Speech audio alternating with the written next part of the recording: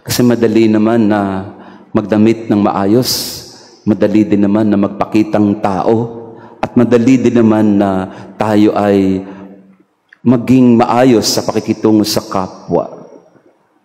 Pero sa kalooban, pwedeng nabubulok dahil ito'y bayad o dahil ito'y nasilaw. Ang pinakamadaling pintuan na dinadaanan ni Satanas para sirain tayo sa bulsa.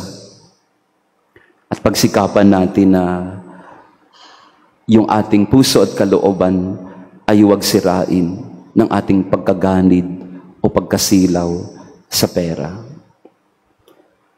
The antidote to corruption and plunder from within is to develop and cultivate a generous heart.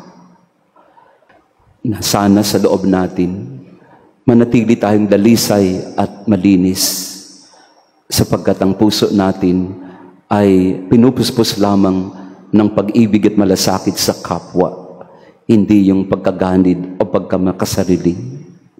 We pray that all of us may cleanse the inside of the cup by way of generosity, by way of sharing and giving.